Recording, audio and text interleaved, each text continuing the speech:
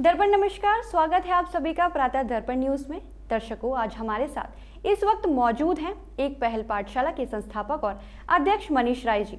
मनीष राय जी, स्वागत है आपका हमारे स्टूडियो में। दर्शकों, आपको बता दें, मनीष राय आर्या इंटर कॉलेज में लेक्चरर भी हैं। इन सब के साथ साथ वे 12th तक के स्टूडेंट्स को फ्री ऑफ कॉस्ट पढ़ाते भी हैं और उनको सारी फैसिलिटीज प्रोवाइड भी कराते हैं। इतना सब कुछ एक साथ मैनेज करना बहुत ज़्यादा टफ होता है। इसके साथ ही मनीष, काफ़ी उतार चढ़ाव आपके लाइफ में आए होंगे, तो आप हमसे शेयर करना चाहेंगे कि आपकी लाइफ में कितने संघर्ष और आपने कितनी चुनौतीपूर्ण रही है आपकी लाइफ। जैसे कि एक पहल पाठशाला आज एक काफ़ी बड़ा नाम है आगरा के अंदर। हम लोगों ने समाज सेवा के नाम में काफ़ी नाम बनाया, लेकिन इतना आसान नहीं था। आज हमारे पास 500 बच्चों के करीब हम लोग पढ़ा रहे हैं, लेकिन इसके उस सफ़र तक पहुंचने में हमने एक पहल पाठशाला का बहुत ही एक छोटा सा रूप देखा है, जहाँ पे बच्चे टीन शेड में पढ़ते थे और जहाँ बरसात, गर्मी, धूप, जितने भी जो भी नेचुरल क्लाइमेट, जो नेचुरल चीज़ें होती थी, सबसे अफेक्टेड होते थे। और हमें कभी कभी गर्मी में, बल्कि मार्च में जैसी धूप आती थी तभी स्कूल को बंद करना पड़ता था, और बरसात आती थी। तो हमने वो सारी चीज़ें देखी हैं। और पैसे को लेके भी काफ़ी किल्लत होती थी, क्योंकि बच्चों को पढ़ाना है, उनके लिए बुक्स है, बैग्स है, यूनिफॉर्म है, वो सब इकट्ठा करना होता था। तो सारे उतार चढ़ाव हमारे एनजीओ ने देखे हैं। हमने काफ़ी प्रॉब्लम फेस की है, लेकिन अपनी मेहनत से, अपनी टीम वर्क से आज हम लोग इस मकाम पे पहुँचे हैं कि हमारे बच्चे अब काफ़ी एक अच्छी सुविधा, जो कि एक अच्छे इंग्लिश मीडियम स्कूल को मिल रही है, वो हमारे बच्चे बिल्कुल निःशुल्क प्राप्त कर रहे हैं। जी, अगर आपकी एक पाठशाला में 12th क्लास के बाद बच्चे स्टडी कंटिन्यू रखना चाहते हैं, तो आप उनकी कैसे हेल्प करते हैं और उनको क्या गाइड करते हैं? देखिए, बहुत जैसे कि हमने 10 साल हो गए, 2009 में स्टार्ट की थी एनजीओ, करीब 10 साल हमें हो चुके हैं। और जो उतार चढ़ाव के बाद हमने देखा कि बच्चे हमारे अब 10th में आ चुके हैं, कुछ बच्चे 12th में आ चुके हैं, तो एक काफ़ी एक बड़ा एक वर्ग बनता जा रहा है, जो कि क्योंकि ये बच्चे वो बच्चे होते हैं जिन पे बहुत जल्दी कमाने का फोकस होता है। क्योंकि हमारे पास जो बच्चे हैं वो मेड है, उनकी बच्चियां हैं, हमारे पास जो बच्चे हैं मजदूर हैं, उनके परिवार के बच्चे हैं। तो हमने बल्कि जब 8th में थे तभी से परिवार का उन पर काफ़ी दबाव था कि अरे क्या कर रहे हो, क्यों पढ़ रहे हो, तुम काम में लग जाओ, काम में लग जाओ। अब अगर हम काम में लगा देते हैं तो वो वही 200-250 रुपये कमाने वाले, जो कभी एक दिन कमाए एक दिन नहीं कमाए। तो हमारा क्या फोकस था कि इनको 10th 12th कराएं और बहुत जल्दी इनको किसी वोकेशनल कोर्सेज से भी जोड़ दें। तो जो बच्चे बहुत होशियार होते हैं हमारे, हम उसको यूनिवर्सिटी में भी एडमिशन कराते हैं, उनकी वहाँ फीस भी देते हैं। और जो बच्चे थोड़े से हमें लगता है कि स्किल मैनेजमेंट में ज़्यादा स्ट्रांग है और हमें लगता है कि वो आगे पढ़ाई नहीं कर पाएंगे कंटिन्यू, या फिर परेशान होंगे, तो हम उनको कोई भी मोबाइल रिपेयरिंग है, एसी रिपेयरिंग है, या कोई अच्छा कारीगर बनाने की कोशिश करते हैं, जिससे कि वो बड़ी जल्दी काम में लग जाएं और अपने परिवार को हेल्प कर पाएँ। जी, तो आप और इसके अलावा किन किन क्षेत्रों में काम करते हैं? हम सिर्फ एजुकेशन में नहीं है। हमारा जैसे ही 2-2:30 बजे जैसे ही स्कूल हमारा ऑफ हो जाता है, तो उसके बाद हमारा जो स्कूल है वो वुमेन एम्पावरमेंट सेल में कन्वर्ट हो जाता है। और आसपास इन्हीं परिवार की जो लेडीज़ हैं, महिलाएं हैं, वो सारी लोग हमारे यहाँ पर आते हैं और हम लोग उनको एडल्ट एजुकेशन दे रहे हैं। और हमारे यहाँ पर उन्हीं लेडीज़ के लिए सिलाई कढ़ाई के कोर्सेज चल रहे हैं, पार्लर कोर्सेज चल रहे हैं।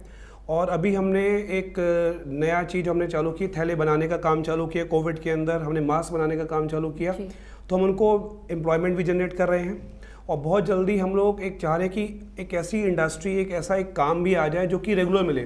क्योंकि जैसे मास्क बनाने का काम है वो टेम्प्रेरी काम है, थैले बनाने का काम है थोड़ा सा आता है, बच्चों हम आसपास लोगों को, लेडीज़ को बुलाते हैं, उनको पैसे दे के उनको काम कराते हैं। लेकिन हम जल्दी से चाह रहे हैं कि कोई असेंबलिंग इंडस्ट्री आ जाए, जैसे कि वो काम उनको परमानेंट मिल सके, चाहे वो शू से जुड़ा हुआ हो, चाहे कोई असेंबलिंग का काम हो, चाहे मसाले की पैकिंग का काम हो, चाहे पापड़ बनाने का काम हो, तो हम उसमें भी लगे हुए हैं। इसके अलावा हम लोग ब्लड डोनेशन काफ़ी सक्रिय रूप से कराते हैं। और जो हमने एक और नई चीज़ हमारी जो लेटेस्ट हमने चालू की है, एक हमारा नया कॉन्सेप्ट है स्कूल ऑन व्हील्स। हमारा एक पहल पाठशाला 500 बच्चों तक सीमित है, लेकिन हम चाह रहे हैं कि कई ऐसे जो बच्चे हैं जो कि स्लम एरियाज़ के बच्चे हैं, जो हमारे आ नहीं सकते हैं, जिसे हम चाइल्ड लेबर बच्चे बोलते हैं, तो हमारा पाठशाला उन बच्चों के पास पहुंच के उनको वहीं पर जाके पढ़ाता है। तो उसका नाम स्कूल ऑन व्हील्स हमने रखा हुआ है। तो वुमेन एम्पावरमेंट है, एजुकेशन है, और इसके अलावा कोई भी छोटी बड़ी जो भी हमें लगता है समाज को लेके, एनवायरनमेंट को लेके कोई है, हम सब पे हमारे एक पहल पाठशाला काम करता है। हमने ये भी सुना है कि एक पहल पाठशाला का कोई बच्चा स्कूल आने में अगर असमर्थ होता है तो आप खुद बच्चों के घर जाकर उन्हें शिक्षा ग्रहण कराते हैं। बिल्कुल ठीक सुना है जी। हमारे जो एक पहल है वो दयालबाग के इंटीरियर में है, मतलब हमारा बिल्कुल अगर हम देखें तो थोड़ा सा काफ़ी दूर है, तो उधर के आसपास हमारा गांव भी लगता है और कुछ शहर के बच्चे भी आसपास के आते हैं जो बस्ती के हैं। और हमें लगता है कि कोई बच्चा हमारे पास नहीं आ पा रहा तो हमारा जो ट्रांसपोर्टेशन का जरिया है, हम उस जरिए से उन बच्चों को लेने के लिए कोशिश करते हैं कि उनको लेके आएँ। और नहीं भी आता है तो हमारे बहुत सारे हमारे वॉलंटियर्स हैं जो घर जाकर भी उस जगह पे जाके ही छोटा छोटा स्कूल बना देते हैं जी। जैसे कि हमने इनपुरी के आसपास एक बस्ती थी जहाँ पे हमने खुद का एक छोटा सा स्कूल चालू किया हुआ है जी।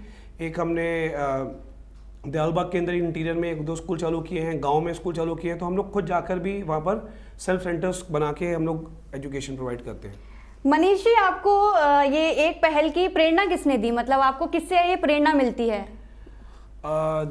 देखिए ऐसा है कि मैं खुद शिक्षक हूँ और जैसा कि आपने बताया कि मैं आरई में पिछले 20 साल से पढ़ा रहा हूँ और ये जो पूरा सफ़र है ये सिर्फ तभी हो पाया क्योंकि मेरे पिताजी खुद दयालबाग यूनिवर्सिटी में ही थे और उनकी डेथ 1996 में हुई थी और उन्होंने पूरा सफ़र अपना एजुकेशन में दिया। और मुझे पता है कि अगर एजुकेशन में वो नहीं होते, क्योंकि हम भी बहुत, मेरे पिताजी मतलब स्पेशली वो कोई बहुत ही मतलब अच्छी फैमिली, मतलब कोई अमीर हम लोग पैसे वाली फैमिली से नहीं थे, लेकिन उन्होंने अपनी मेहनत से ही हम लोगों को पढ़ाया लिखाया और ख़ुद भी बने।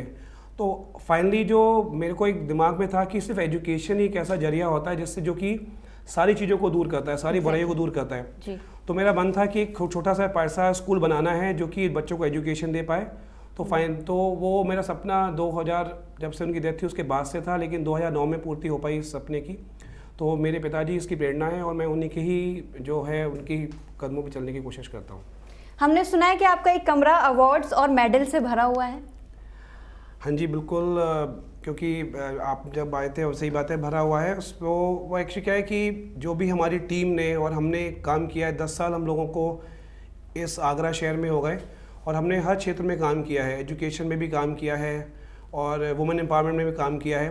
तो ये देखा जाए तो एक छोटा सा हमें एक इंस्पिरेशन के तौर पे मेडल्स हैं, ट्रॉफीज़ हैं जो लोग देते हैं। और सबसे इम्पोर्टेंट चीज़ है कि हम कोशिश करते हैं कि जो भी लोगों ने हमें प्यार दिया है, जो भी हेल्प करी है, हम उस पे खड़े होने की कोशिश करते हैं। क्योंकि जब आप एक बड़ा नाम बन जाते हैं, जब आप लोगों के काम करते हैं, तो आगरा शहर की अपेक्षा भी आपसे बढ़ जाती है। वो आपसे एक्सपेक्टेशन करते हैं कि आप बहुत अच्छी तरह से काम करें। तो ये जितनी भी मेडल्स हैं, ट्रॉफीज़ हैं, वो हमारे लिए एक तरीके से हमारे एक लाइन है जिसपे कि हमें प्रेरणा मिलती है कि हमें आगे ढंग से काम करना है इन पे। आपके यानी मनीष राय के हिसाब से शिक्षा का मॉडल क्या होना चाहिए?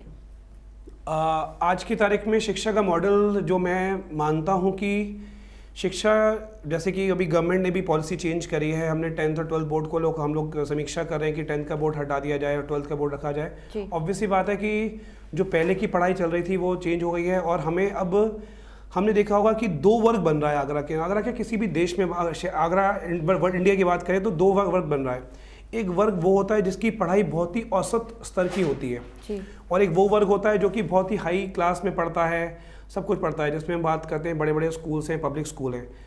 और वो क्या होता है, जो तबका कम पढ़ता है वो अक्सर वो या तो नौकरी की तलाश कर रहा होता है या वो, अब यूपी बोर्ड की हालत ही देखिए, यूपी बोर्ड में बहुत ही अच्छे स्कूल कम मिलेंगे और वो जो स्कूल मिल रहे हैं वो बच्चों को ना उनके पास गाइडेंस है। जैसे आपने देखा होगा डीपीएस है, बड़े बड़े स्कूल्स हैं, उनके बच्चों के पास गाइडेंस है कि 12th के बाद क्या करें। जबकि यूपी बोर्ड का बच्चा बेचारा खुद ही अखबार में पढ़ रहा होता है, पड़ोस से बात करता है, तो उनके पास कोई गाइडेंस नहीं है। तो मेरा स्पेशली मानना है कि जितने भी यूपी बोर्ड के स्कूल्स हैं, जितने भी गरीब बच्चों के स्कूल हैं, वहाँ पे एक सरकार या कोई भी संस्थाओं को अलॉट किया जाए, उन बच्चों को गाइडेंस किया जाए। क्योंकि सारे बच्चे जो मैंने देखा है, सारे बच्चे टीचर नहीं बन सकते, सारे बच्चे इंजीनियर नहीं बन सकते, सारे बच्चे डॉक्टर नहीं बन सकते। तो हमें उनकी योग्यता के हिसाब से बांटना चाहिए और क्योंकि योग्यता से बांट के ही हम सबको अपने अपने मुकाम पे पहुंचा पाएंगे।